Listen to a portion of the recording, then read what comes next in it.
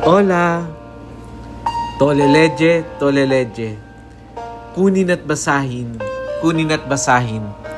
Ako po si Kuya Sam Pagaduan, ng inyong kasama sa ating lumalim at mamunga Daily Gospel Reflection. Ngayon ay November 12, 2025. Ang mabuting balita ng Panginoon ayon kay San Lucas, chapter 17, verse 11 to 19. Sa paglalakbay ni Jesus patungong Jerusalem, nagdaan siya sa hangganan ng Samaria at Galilea. Nang papasok na siya sa isang nayon, siya'y sinalubong ng 10 ketongin. Tumigil sila sa malayo-layo at tumiyaw ng, "Jesus, Panginoon, mahabag po kayo sa amin."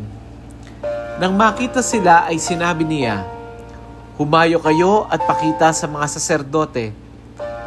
At samantalang sila naglalakad, gumaling sila. Nang mapuna ng isa na siya'y magaling na, nagbalik siyang sumisigaw na nagpupuri sa Diyos. Nagpatira pa siya sa paanan ni Jesus at nagpasalamat. Ang taong ito'y Samaritano. Hindi ba 10 ang gumaling? Tanong ni Jesus. Nasaan ang 9? Wala bang nagbalik at nagpuri sa Diyos kundi ang dayuhang ito? Sinabi sa kanya ni Jesus, "Tumindig ka't humayo ka sa iyong lakad. Pinagaling ka dahil sa iyong pananalig." Ang mabuting balita ng Panginoon. Pinupuri ka namin, Panginoong Hesukristo.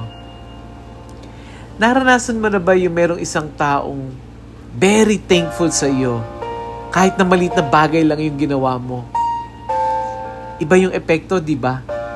Parang pagkasincere yung pagpapasalamat, parang you are inspired to do more. Yung mga pagka may nagpasalamat sa iyo na talagang masayang-masaya sila and they recognize it because of you, iba ang dating. At syempre, iba rin naman ang dating ng mga walang utang na loob. Sa gospel natin ngayon, si Jesus ay papunta sa Jerusalem at nadaan siya sa border ng Samaria at Galilea.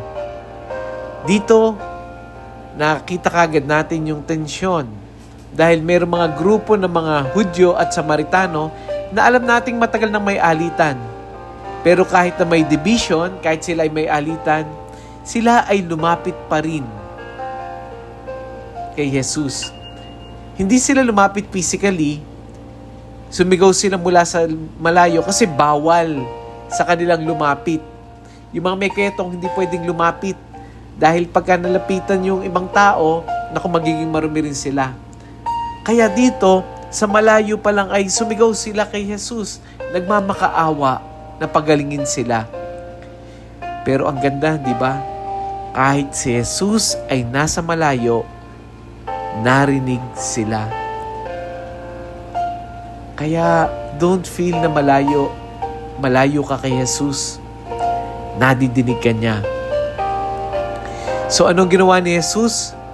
Pinapunta sila sa saserdote. Kasi sa kultura ng mga Hudyo, yung mga saserdote ang nagbibigay ng certification na sila ay magaling na sila ay malinis na. Meaning, habang naglalakad sila, in obedience, doon dumating ang healing. Tingnan mo, hindi ba? Napaka-obedient nila na pumunta na kay saserdote kahit di pa sila gumagaling. Along the way, doon nila na-realize na gumagaling sila. Hindi bago lumakad, kung hindi habang lumalakad, doon sila gumaling. Yung habang sumusunod sila sa sinabi ni Jesus, doon ginawa ng Diyos yung himala. Pero ito ang twist. 10 ang gumaling, 1 lang ang bumalik. At eto pa, hindi pa Hudyo yung bumalik, isang Samaritano. Ibig sabihin, yung taong expected na hindi masyadong welcome sa religious circle, siya pa yung may pusong marunong lumingon. Kung tutusin, hindi tinanong ni Jesus kung bakit hindi nagpasalamat yung 9. Pero ramdam mo sa tanong niya, hinahanap niya, where are the other 9? Parang sinasabi niya, hindi ko kailangan yung thank you ninyo. Pero yung pagpapasalamat ninyo, ito yung kailangan ng puso natin. At dito tayo medyo natatamaan. Ilang beses na tayong pinagaling. Ilang beses na tayong sinagot. Ilang beses na tayong sinamahan, pinatahimik at pinatawad ng Diyos. Pero ilang beses lang tayong bumalik para magpasalamat. Minsan kasi, pag may problema, mabilis tayo kay Lord. Pero pag sinagot na, biglang, cannot be reached. Yung iba, Lord, please. Pero pag okay na sila, anong sasabihin nila? Lord, bukas na lang ulit tayo mag-usap ha. Ang totoo, ang gratitude ay hindi lang nice attitude. Yung pagpapasalamat is a spiritual discipline. Bakit? Kasi pag tayo ay marunong magpasalamat, ibig sabihin, marunong tayong magpakumbaba, yung puso natin ay pinalalambot. Nagpapasalamat tayo dahil alam natin na yung biyayang ito ay hindi dahil sa sarili nating galing, kundi dahil nakita natin na ang pagkilos ng Diyos sa buhay natin. And gratitude is the posture of a healed person. Yung mga gumagaling, sila yung nagpapasalamat. Ngayong araw na ito, alam mo, ang challenge ko sa iyo, bago ka magreklamo, let's try to count 3 blessings. Saan ka ba pinagaling ni Lord? Ano ba yung pinagaang ni Lord nitong linggong ito?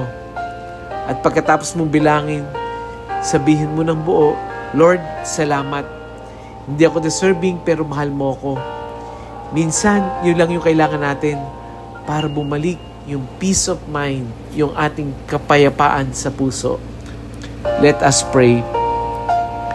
Panginoon, napakadami mong biyaya na hindi namin napapansin.